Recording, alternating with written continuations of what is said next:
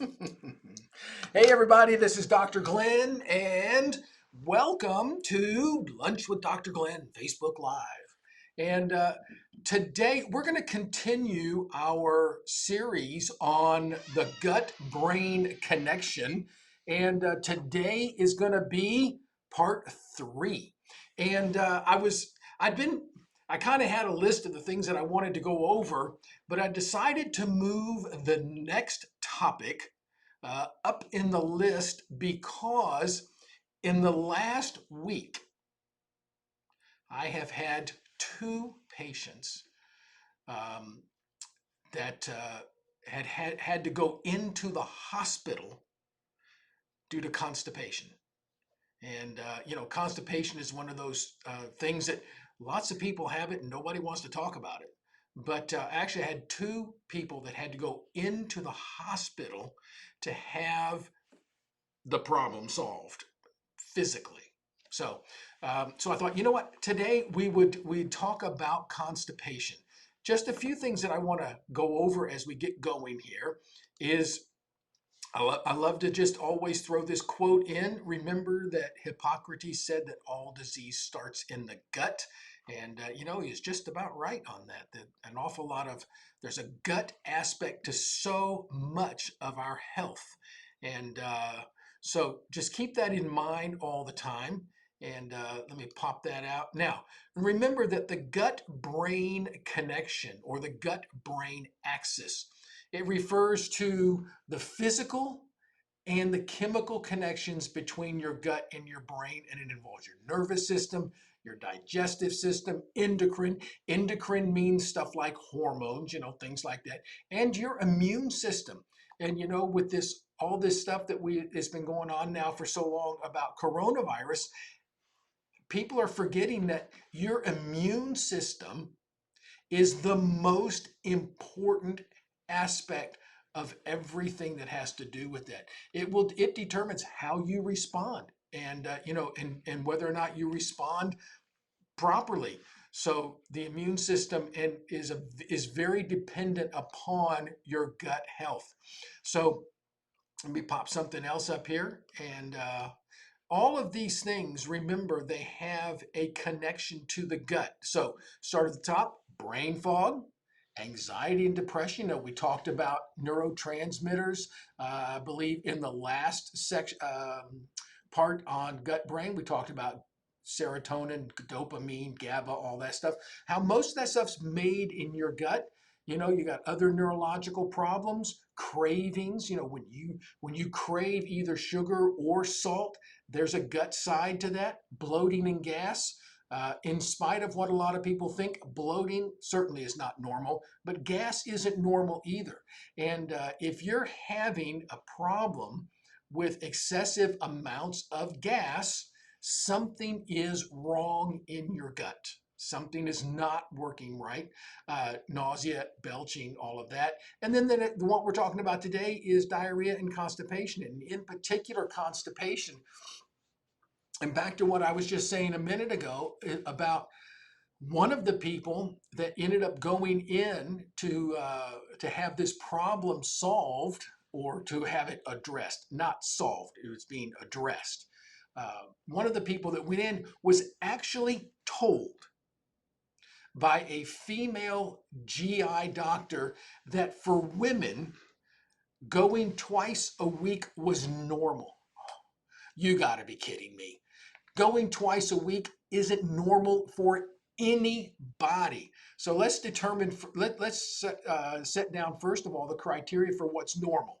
If you eat every day, you go every day. That's what's normal. 1 to 3 times a day. No more, no less. If you're not going at least once a day, toxins are building up inside of you. And this is the consequence. People say, well, I only go every couple of days. For comfort level, if you're not uncomfortable, that you might think that that's okay. But for your toxic load buildup, it's not okay. Your liver is constantly dumping bile into your intestine because it's filtering your blood. So it's filtering your blood, is pulling all the stuff out of your blood that it wants to get rid of, and it dumps it into your gut, and it's supposed to move quickly along and out the other end and end up in the pot. And that's how you carry out the trash. And if you're not going every day, what ends up happening is you end up reabsorbing, because that's what your gut is designed to do. Your gut is designed to absorb what's in it. That's why when you eat, you absorb whatever it is you just ate. Well, it will also absorb a certain amount of what your liver's trying to get rid of. So if you're not going, you know, on a regular basis, you actually end up reabsorbing a lot of what your liver's trying to get rid of. That builds up a toxic load inside of you, and it can manifest in a lot of different ways. It can manifest as acne. It can manifest as hormone problems, neurotransmitter problems, as brain fog. All of these things can be related to whether or not you're going. So now that we've established that going is a good thing and it should be done with regularity, let's go over a few more things. How the gut-brain axis governs gut health. Well, the communication from the brain to the gut, the brain-gut axis, it controls the movement of food through the intestines. That's what we're just talking about. We call the word for that is motility. It's modal. It moves like a motor. So it controls your motility. The brain gut axis causes the release of digestive enzymes to break food down. So ask yourself this question then. If you're a person that needs to take digestive enzymes, what would that tell you? Maybe your gut and your brain aren't talking to each other. The solution to digestive problems in the long run is to get your brain and your gut talking to each other like they're supposed to, not in finding the right concoction of stuff to take so that you don't end up with indigestion or, I'll take this so that I can go every day and all that. If you have to take something to go every day, your gut and your brain aren't talking to each other like they're supposed to. That has follow-on consequences. The next thing is the regulation of blood flow that carries oxygen. Your blood carries oxygen, nutrients, immune cells. We just talked about how the immune system is so important in fighting off disease and infection, including viruses. And this supports gut health and repair. So let me take that one down and so how poor brain health leads to poor gut health. These are like two sides of the same coin. You can approach it from either end. But if your brain is not working properly, you're going to have trouble digesting your food because you're not making the enzymes and stuff that you need. If you're having digestive issues, we may have a problem with the microbiome, the community of bacteria that live in your gut, but you might also just not be good communication from your brain, from your old noggin down to your gut, and so you're not making digestive enzymes when you're supposed to. This stuff just doesn't happen because you eat. It happens because your brain tells your gut to do something. Poor brain health also can lead to constipation, irregular bowel movements. Well, that's kind of what we're talking about today. Bloating and gas. When you get bloating and gas, it's because the disassembly of your food. So you think of assembly lines as how you put stuff together. Well, digestion is a disassembly line process. And what happens is if the process is not sequential in the way that it's supposed to work, you end up with symptoms. And those symptoms are usually gas and bloating. Well, the way it works is like this. Early in digestion, you tend to bloat and make hydrogen. And late in digestion, you tend to create gas, which is methane. And if you're creating a lot of gas and or bloating, there's a problem in your gut talking to your brain, the way they talk to each other, and probably a problem in your microbiome. That's called dysbiosis. Of course, abdominal distension and discomfort after meals is usually related to the amount of bloating and gas that's going on. That kind of makes you pretty distended and uncomfortable. Food intolerances. Food intolerances have an awful lot to do with the communication between your gut and your brain. And, we talked about leaky gut. There's a lot of things that go on here. Everybody thinks that food intolerances is just like some genetic thing that you can't undo, or it's the way you were born. There's nothing you can do about it. That is actually rarely the case. Most food intolerances are due to the immune system becoming sensitive to the proteins in certain foods. And a lot of times that can be fixed. So we see this a lot in people with serious GI issues like SIBO and stuff like that. If you're having an ever decreasing list of foods that you can eat, we've got a communication issue going on between the immune system and the gut. That needs to be resolved, or pretty soon you get to a point where you can't eat anything. Difficulty swallowing supplements or large bites of food. That's a vagus nerve issue. We're going to talk about the vagus nerve and how to fix constipation in just a minute. And the gag reflex that is either too sensitive.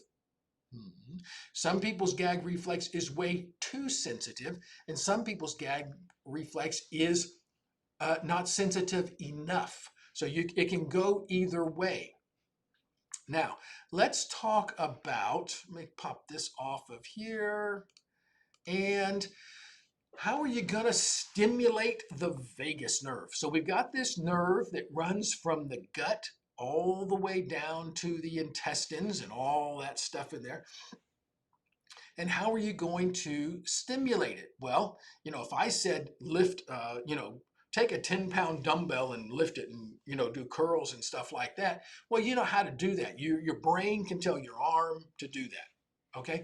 But if I say stimulate your vagus nerve, how are you going to do that? Well, here's a few things that you can do to stimulate your vagus nerve.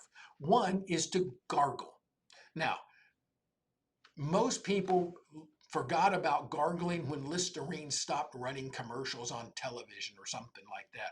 But gargling is actually one way that you can stimulate your vagus nerve. And when I say gargle, I don't mean this little 2-second, thing. What I mean is aggressively. The word I use is you need to gargle with unbridled enthusiasm, or reckless abandon. I like those two phrases. But you need to gargle like you mean it. And a great time to do this is when you're in the shower. Lean your head back, get a mouthful of water, and I mean gargle until your eyes water. You need to gargle very strongly. That will stimulate that nerve. Think of the vagus nerve like a pathway that runs through the forest. And if you don't walk on that pathway very often, over time, what happens? The pathway becomes overgrown and you can't find it anymore. On the other hand, if that pathway is being used constantly, then what happens is the pathway becomes very functional and very well defined, and it does the job that it's supposed to, and that gets you from the cabin in the woods down to the pond or whatever it's supposed to do, the pathway through the woods. So if you gargle with serious enthusiasm, you are firing your vagus nerve. It's the same nerve that will also cause the gag reflex. So you can gargle. So if you're having constipation issues, what you want to do is you want to gargle strongly 3 to 4 times each session, and you want to do those sessions 3 to 4 times a day. Yeah, I know, but this is what you got to do. This is better than trying to find the right concoction of, Mucinex and magnesium, whatever, and so forth. Like, those aren't fixes. Those are Band-Aids. Sometimes if you're constipated, a Band-Aid, you need it. But long term, you've got to get your brain and your gut talking to each other. Then you won't need the help. Okay, so gargling loudly, strongly is one thing you can do. The next thing is sing loudly. Singing is similar to gargling, since you probably don't want to be gargling when you're in the car. Singing loudly is something that you can do, provided there's not somebody in the seat next to you that won't appreciate it. So, but singing loudly is also the same thing. It's the use of these muscles through here in an aggressive manner. So you can do that, singing loudly. Another thing that you can do is you can stimulate your gag reflex. Now, don't go take something, well, let's do it. Let's put it like this. Here's how you do it. You can go to CVS or Walgreens or a place like that and get a box of tongue depressors if you want to. Don't jam the tongue depressor in the back of your throat, okay? Put it on the back of your tongue and press down. If you do that, put the tongue depressor on the back of your tongue and just press down, you will get a gag reflex. The gag reflex is a powerful muscular response. It's supposed to be. As far as stimulating the vagus nerve, the gag reflex is like, it's like doing, working, doing squats with a bunch of weight, where the singing loudly is like working with a 10-ounce, 10-pound dumbbell. Gag reflex is a very powerful stimulator of the vagus nerve.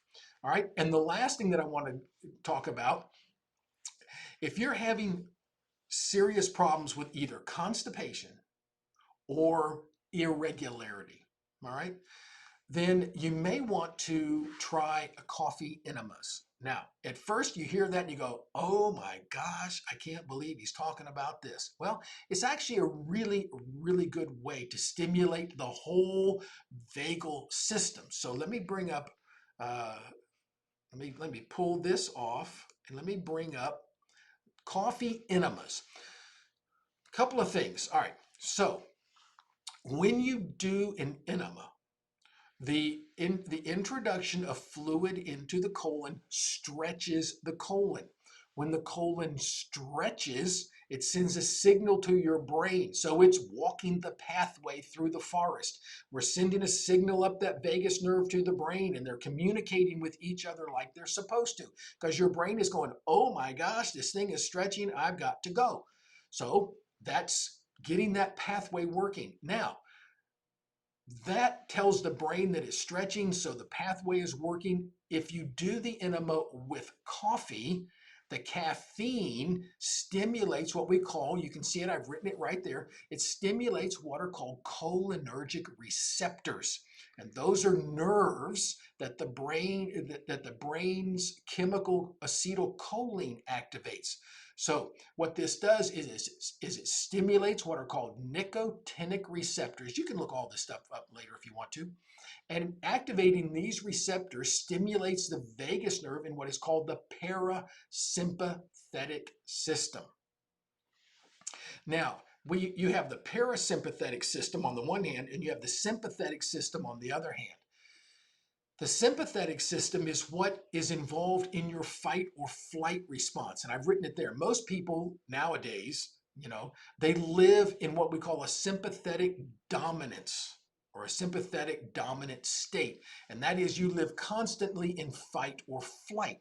Well, motility, going, is a parasympathetic response. So what happens is if you stay in a fight or flight or a stressed out state all the time, you're shutting down your parasympathetic, your sympathetic response with the, you're shutting down your parasympathetic response with a sympathetic response, your fight or flight. And what happens is you don't go. And if you think about it, in a stressful event, like you're defending the village from the Vikings, the last thing you want to happen when you're in the middle of a axe and shield fight with some, marauding Huns or something like that, is you don't want to need to go. So when your fight or flight system is ramped up too much, it shuts down motility. Okay? Well, the caffeine stimulates those receptors, telling the brain, hey, we got to go. And what that does is it activates the vagus nerve, and the parasympathetic nervous system comes back up online and takes over. Now, this talk today is not an exhaustive talk on how to perform a coffee enema. We have a handout here at the clinic, and if you would like a copy of it, you can contact us and they'll be happy to email you that. But you can actually go online and you can go to Amazon and Google coffee enemas, and you can actually get a kit, and it comes with the container and the fittings and all of that sort of stuff. But so performing a coffee enema to improve vagus nerve function, get the vagus nerve in the brain talking to the gut over the nerve. There's a few things that are really critical. One is timing. And timing is kind of important on this. You want to make sure that you're not rushed, okay? And that you've set aside some time for this so that you can not be in a hurry, okay? Uh, the coffee is something that you want to be very careful about. First of all, my little note under there, let the coffee cool to room temperature. Your gut is actually very, very sensitive to temperature. So the last thing in the world you want to do is be using hot coffee. And if you're sensitive to caffeine, then you can start off with weak coffee. What you need is about 1 or 2 cups. You don't need to start off with a whole lot.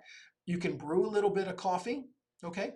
Let it cool to room temperature, and then you can perform the enema with that. So if you're going, but you need to be more regular, then a good time to do this would be after you go. All right. But if you are seriously constipated, then this can help you not only clean out, but it can also help get the brain and gut communicating. So you get a dual benefit there. But something about the coffee. Let me bring this up. What coffee to use? Well, you want to make sure, one, that you're using an organic coffee. And the reason is you don't want coffee that has been sprayed with pesticides. All right. Now, in our house, we drink organic coffee anyway. But the last thing in the world you want to be doing is using a coffee that's been sprayed with pesticides and introducing that straight onto the mucous membrane in your gut. You want to avoid decaf. All right. Now why decaf? Well, because people say, well, if I'm sensitive to caffeine, I'll just use decaf coffee.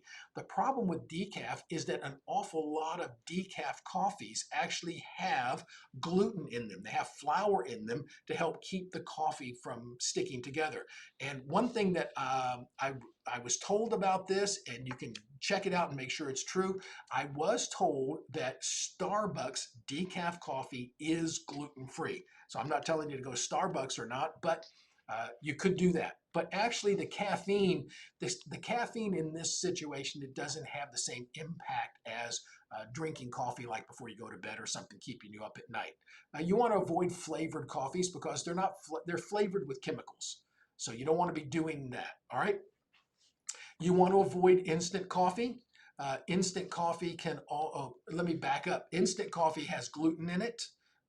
Decaf is often decaffeinated with formaldehyde, and you certainly don't want to be, you shouldn't be drinking decaf coffee anyway because the formaldehyde, well, we all know what formaldehyde does, and we don't want it in there. Okay, so you want to avoid decaf, avoid instant coffee. In other words, get the real thing and use that, okay?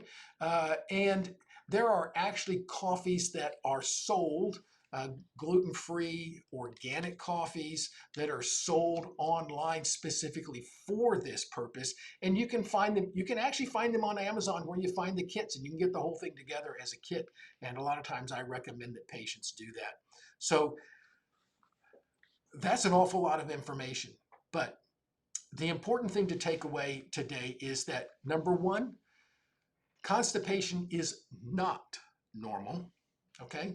Going a few times a week is not normal. It's a sign that your gut and your brain are not talking to each other. It isn't normal for anybody. So you need to get yourself going properly so that you're detoxifying like you should. That's very important. And we'll bring up the last thing here. Let's see. over the next few weeks, we're going to do some more of these. As a matter of fact, I was kind of debating today to talk about how diabetes and the gut and brain function go together. So maybe we'll do that one next time. Remember, here at the Carroll Institute, we focus on restoring brain health. And if you would like to find out more about what we do, if you'd like to talk to one of our certified brain health coaches about what we do and see if we can help you, give us a call. The phone number is right there, 941-350-7722. If you would like the handout on how to do a coffee enema, just give the office a call and that we can send that to you. Realize though that if you're not my patient, then you're on your own doing that. Okay, thank you for being here today, and I will see you next time. Dr. Glenn Live. Bye.